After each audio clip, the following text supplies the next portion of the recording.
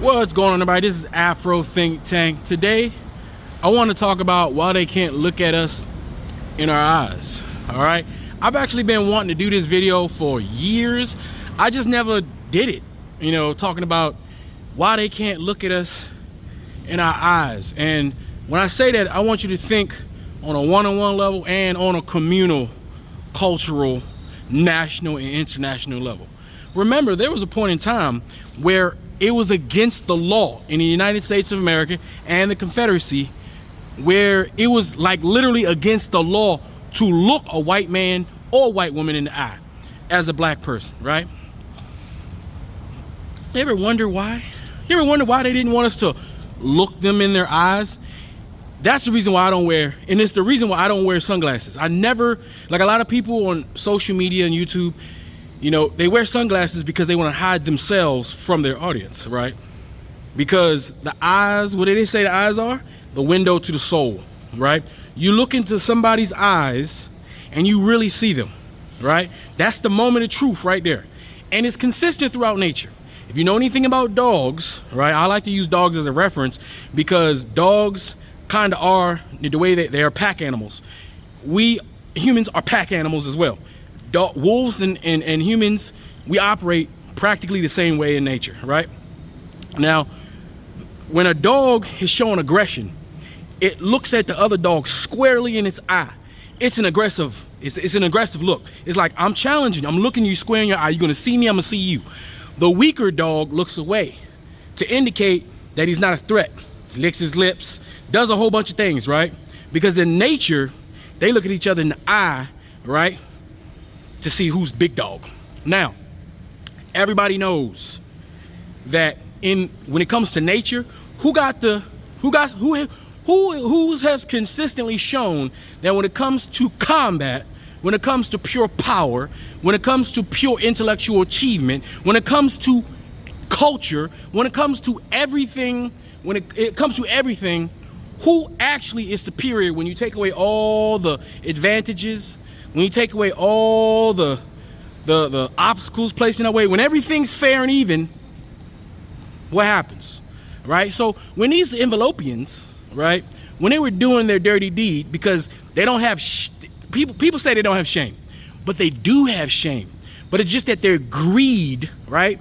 Their greed and their nature lets them bypass the shame and fear to get what they want. That's what happens, right? So they would take advantage of us only because they had the gun. Keep in mind, I just want you guys to understand why is it that white people in America are so adamant about keeping their guns. Now, there's a lot of black people who are adamant about keeping their guns, and we should be. We definitely should. As black people, every black person should have a gun. Every black person should have a gun, right? And you know, white people don't want us to have a gun. They make it, where we are is where the guns is legal to have guns. If you not notice, where we are, and they make sure we don't have, when we have guns, we're criminals. When they have guns, they're patriotic Americans, you know, with their, you know, it's their right. You know, God and Jesus said they can have a gun, right? Because they need the gun to protect themselves from us because we have a natural advantage over them. They need an artificial advantage over us. But let's get back to this eye thing. Those white folks, when they were enslaving us, when they were graping our women, right?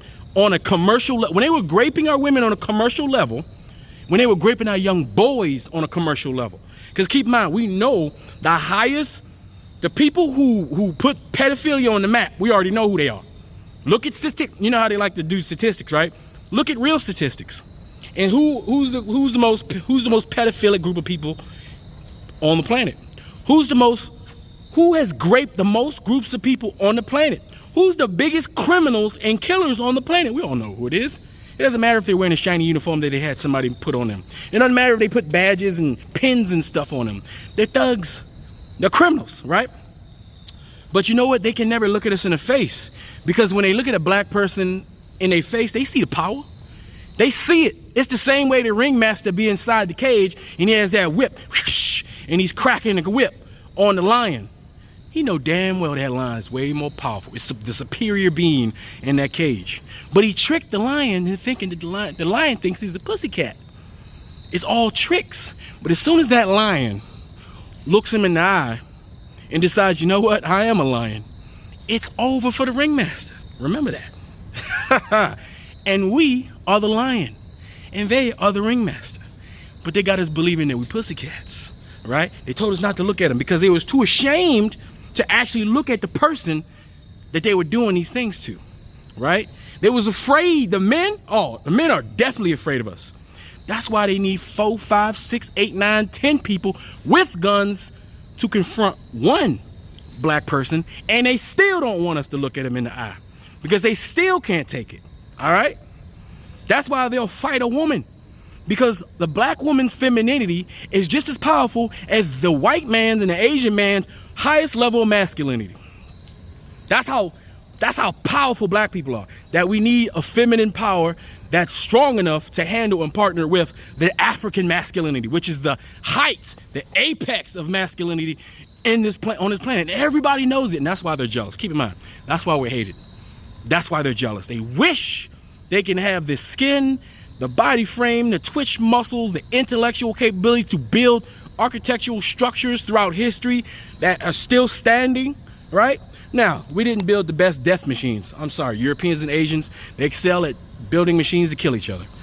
Remember, they're advanced savages, all right? That's advanced savagery, all right? That's not advanced that's not advanced humanity. We are the advanced humanity. Everything we do is more advanced than them, naturally, right? And they can't look at us in the eye, right? They can't look at us in the eye now, right? And I mean, you look at some of your favorite YouTubers, right? They can't look at you in the eye. That's why they always wear sunglasses. Look at all them punk ass, weak ass, black woman hating ass Negroes wearing their sunglasses and all sorts of weird shades online, because the eyes is the window to the soul, like they always say, right? So I'm gonna attach a video, right? Because just like they can't look at you in your eye individually, as a group of people, they can't look at us in our eye, right? And the internet and social media is a giant eye. And as we wake up and open our third eye, which is just our mind that sees more than our eyes, right? As we wake up to our conditions and the things they have done, and everything's being put on the table. History is being laid out. No longer do they have the luxury of lying and stealing and burning our history. Think about it. They burned our history in Egypt, right? They burned and stole our history in West Africa and Central Africa and South Africa and East Africa, right? Everywhere they go, when they feel intimidated, they burn and destroy. Why do you think they're trying to burn and destroy African American history, right? Because they don't want nobody to know what it is that they did. They're ashamed. They don't want their children to know what they did. They don't want African people to know what they did. They don't want anybody to know what they did in America to make America. They don't want people to know that America is not Superman. Superman doesn't represent America. That's a fantasy. All right? You know who Superman is? The Boys. Huh? That's the real America. That's why I like The Boys, right? On Amazon Prime, right? That's America. I forgot the Superman freaking cosplay. I forgot his name. But that's the true America. America was built by corporations enslaving Africans and genociding Native Americans. White men on a commercial level for hundreds of years have raped, and killed, after raping, Native Americans and African women. They are known for it. All light-skinned people in America are walking testimonials to well, not all of them, because there's light-skinned people in Africa, but a lot of these mixed mulattoes that cause a lot of problems because they don't know which side they want to be on. They want to, right, is the result of white males having their way with indigenous women in America and African women for hundreds of years, because there was no camera, no radio, no police, no government that was going to stop them from doing the things that they're going to do. They didn't have to be held accountable, but now they're being held accountable. Now the information is everywhere. Now continental Africans are finding out and they're sharing it all over the internet. Now the continent of Africa is finding out everything that they did to us.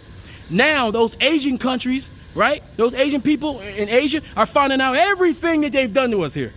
African Americans who had no idea, which most of us knew because obviously our family knew about it, but even the ones who didn't know are finding about everything that they did here. And the worst thing for them is their kids. Their liberal, left-leaning, democratic kids, right? Because that's what a lot of them are, right?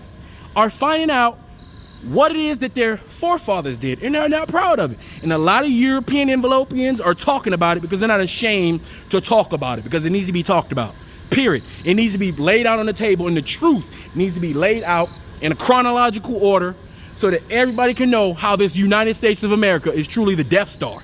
Now, it's here. I'm an American citizen. I understand that, but history is important. Knowing how we got here is important, right? Making up fake history is bad. And that's what the white people want to do, because they don't want us to see them, because then they would have no choice but to be ashamed. They don't want to be, who wants to be ashamed of their ancestors? You know, us black people, we're not ashamed of our ancestors. Not even the ones that was enslaved. We're not ashamed of our ancestors. Well, some black people are ashamed of their ancestors, and they don't want to be black. They don't want to call themselves African. We have a lot of black people who are ashamed to be black, but that's a result and an effect of the PTSD that we as a group of people suffer in this country because of the thing that white man did, that those white men did, and that those white women were complicit in. Because keep in mind, while that white man was raping our men and women, that white woman was raping our men. That white woman was forcing the black man to please her. And then afterwards, when she got caught, she disposed of him like he's nothing. Keep that in mind. That's their history. These are the people who made wallets and shoes and couches out of our skin. These are the people who got cookbooks because they ate us, because they believed if they ate us, they would get our power. They wanted our power. They want what we got and they can't get it. That's the truth. And they don't want anybody to know about it. But guess what? The sunglasses are off. We can see their eyes. And there's nothing they can do to hide from the shame of their forefathers. To hide that they're sitting, their foundation that they sit on, that they praise all day, that they're so proud of, is built off the backs of us, because them Europeans ain't never done nothing in history but enslave other people and enforce them to build their shit. Africans were still the greatest builders in the world. We had to build their shit in Europe. We built their shit here after they destroyed our shit that we built in Africa. And now they got to come to a reckoning that that's the case. That's why they don't want to look at us in the eyes as a community, because they're ashamed, because that shame is catching up. That's why they're having all these mental breakdowns. That's why they're on TikTok and Instagram and just looking like deers in headlights as you pull up, right? They want you to go, but they don't want you to leave at the same time. They want you to go, but they don't want you to leave at the same time because they need you. Take African people out of America and take all of our shit with us. Let's take our ball and let's leave, and let's see what's left in America. Nothing.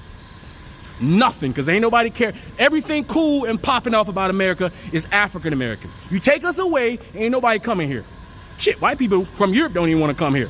Ain't nobody will come here if we weren't here.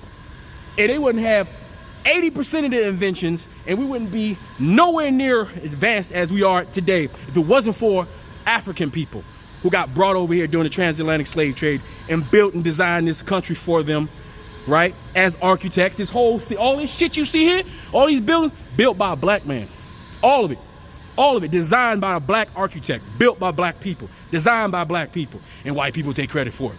They call it Greek architecture, but it's not Greek architecture. It's African architecture that the Greeks emulated, and the white people like to say is Greek. It's not, it's all African, all right? Anyway, at this point in time, it's time for them to see us in the eyes. They're gonna have to look, suck it up, and let's move forward. Anyway, that's all I gotta say. It's Afro Think Tank, learn some, teach some, I'm out. People all across America and all across TikTok are asking one question. Why do white people hate talking about racism and don't want their kids taught about it in school? Well, let me show you a little video and I'll explain it. Exactly what this book says. You guys might find it interesting. A long time ago, way before you were born, a group of white people made up an idea called race. They sorted people by skin color and said that white people were better, smarter, prettier, and they deserved more than everybody else. The white people that are upset about it is only hearing that white people caused racism and white people came up with the idea. And the reason why that upsets them is because they did the same thing to blacks, Hispanics, Muslims, and everyone else they don't fucking like. They talked about how Muslims attacked America, so all Muslims are bad. They said black people are in jail, so all black people are criminals. Mexicans crossed the border, so anyone connected to them are bad. And because white people have been doing this forever, they think everyone's doing it to them. They can't see a difference in their actions and everyone else's actions. Our actions, white people in general, are history. It's factual. It's not because racism exists that we're bad people. We created racism. That's what makes the older white people bad. The ones who created it. But they see that when you target their history, you're targeting them. They're all idiots. And that's all it is to it. One last thing before I let you go. I forgot to say it. White people today that still have those same mentalities that white people are better and Christians are better and shit like that. Those people are still upholding the institutions of racism, and they are shitty people too. And they're just as shitty as all the people back then. That's it. I'll tell you why, because it doesn't sell. There is a reluctance, let us say, among historians and journalists who play historians on TikTok or are in their books they write, a reluctance to discuss the complicity of white men. And because the rape of enslaved women was committed by white men, that there are a whole bunch of people who don't want to get kicked out of their clubs that give them gigs. Being part of the Thomas Jefferson Appreciation Club or the James Madison Appreciation Club. They would rather go to big auditoriums and sit on stages and go on CNN or whatever and be able to talk about James Madison and the difference between a republic and a democracy and what the founders would have thought about it, not the fact that in 1776, 10% of the American population are enslaved women. Subject to sexual violence every single day of their lives. And that number just grows over the next 80 years. 10% of the population. And we have evidence about what is happening. And some people will say, well, there's a lack of primary sources. No, there's not. We have two kinds of primary sources that speak directly to what's going on. One is in the population counts. Is in the explosion in the 18th century of mixed race people.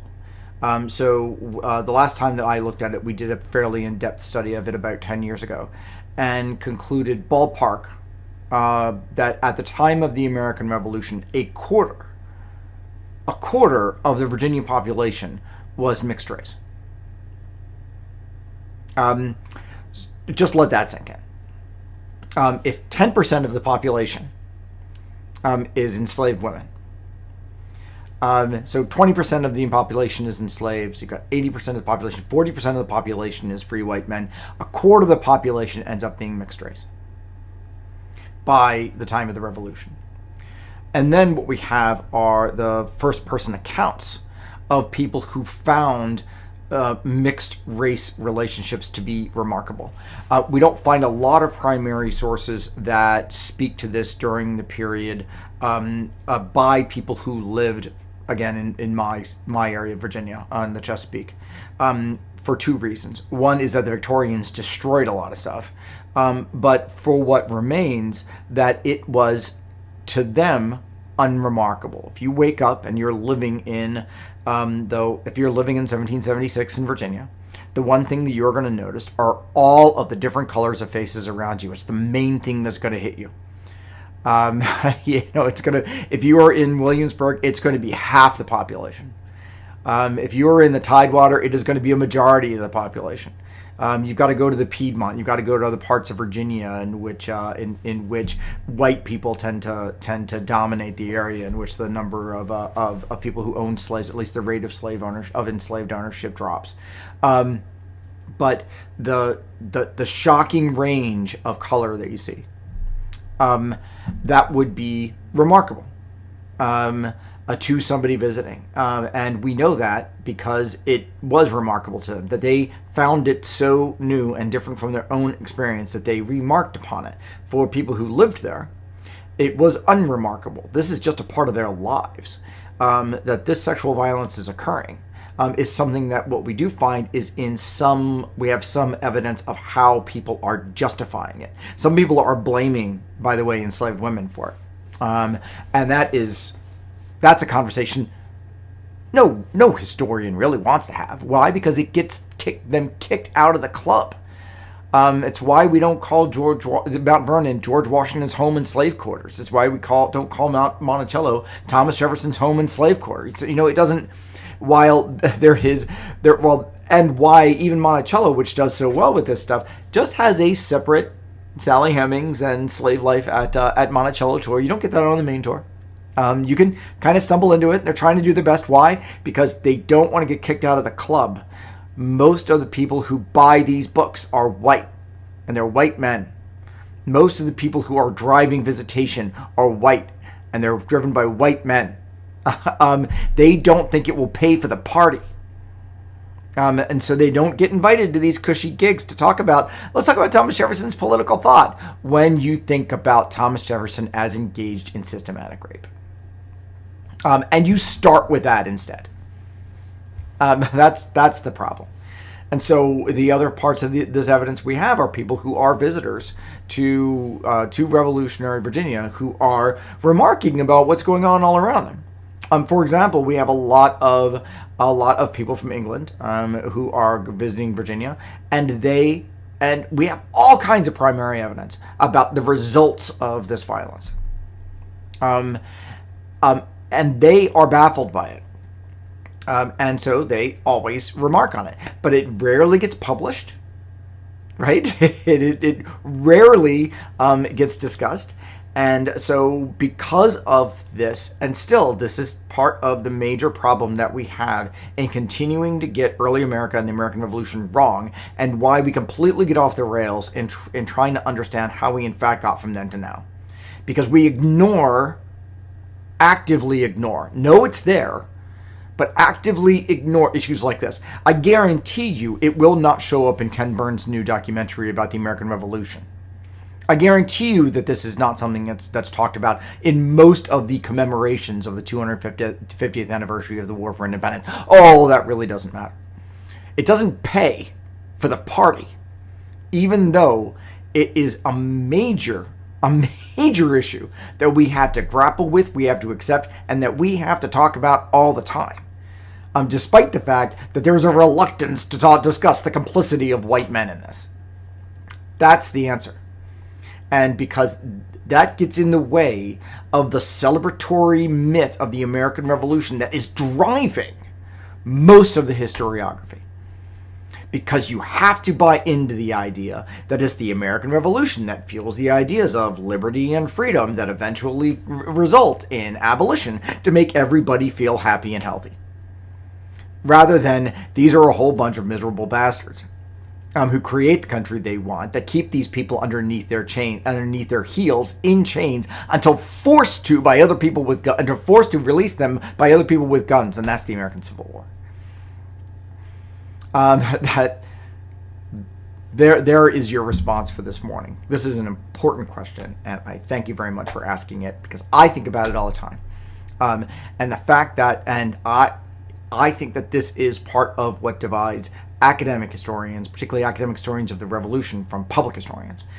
As public historians, we have to encounter this stuff. We have to engage with this stuff. Why? Because it's real. We deal with a history that impacts people's lives today. Stories about the past that matter in the present that help us understand how we got from then to now. Academic historians don't have to do that. They can pick and choose.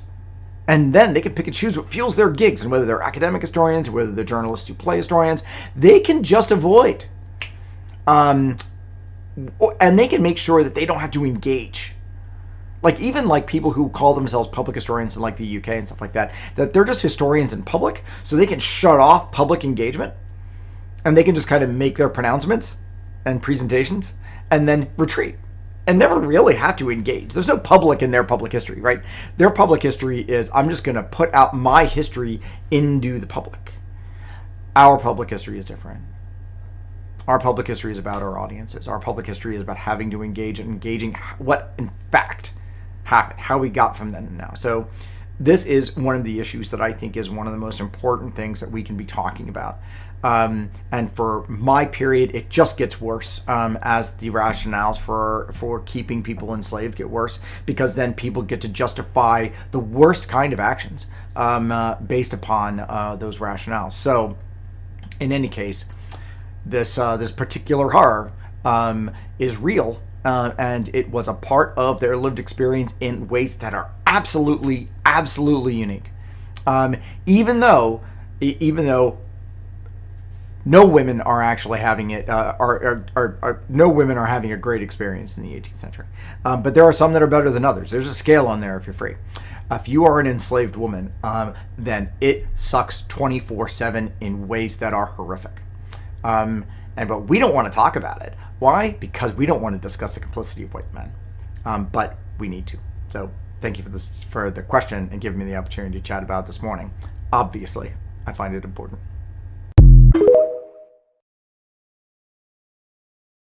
Stitch this by telling me one thing that white men do not want to acknowledge. What up, though? Good morning. It's yours truly. White men in America will never, ever acknowledge the violent history of their ancestors. From stealing every single stitch of the land that we're on now, by murdering off the indigenous by the millions, while our textbooks literally tell us that there was aggression on both sides, and that we discovered America, a land that already had people on it.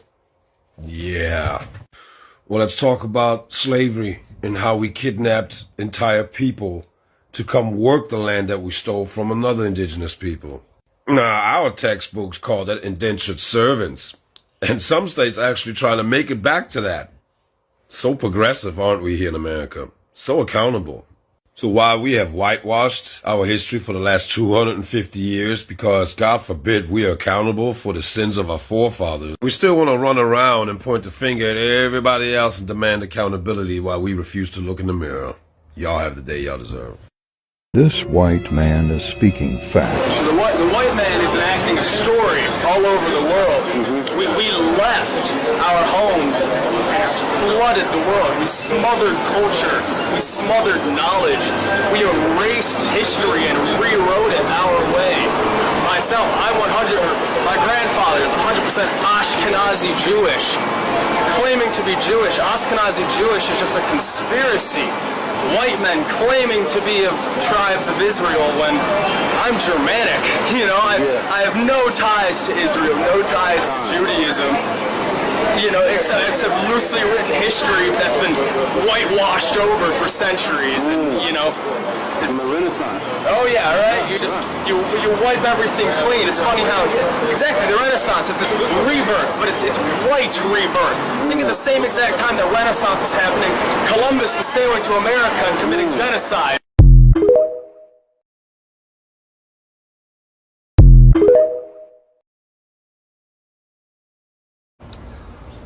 White Fragility by Robin DiAngelo. This book is about race, and in particular why it's difficult to talk about race in America. And the argument that the book makes is that whiteness as a concept in this country wants to remain invisible. It doesn't want to be talked about.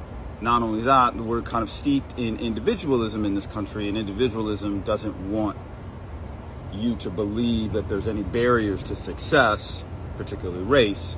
And so these factors, whiteness and individualism, make it incredibly hard for certain people, white people who see themselves as individuals, to talk about race honestly.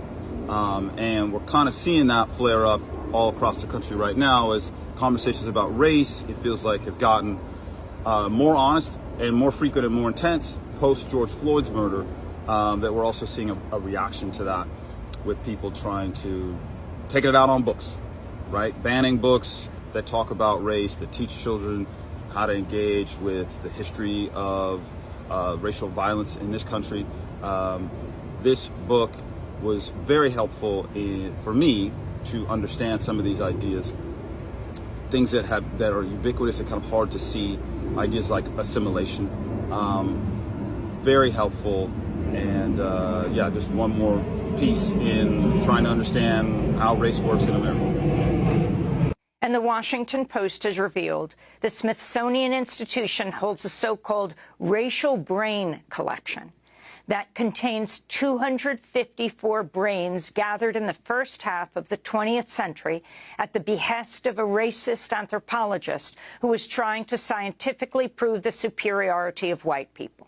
An investigation by the Washington Post found most of the brains in the Smithsonian collection were removed from dead black and indigenous people and other people of color, often taken without consent from their families. Republican school board members in Virginia are now recommending that we burn books. No, seriously, this is a real story. In discussing the removal of books from library circulation, one member said, "I think we should throw those books in a fire," with the other saying we should see the books before we burn them. This is about as authoritarian, undemocratic, and horrible as it gets. The same people who are crying about censorship are the ones literally advocating burning books.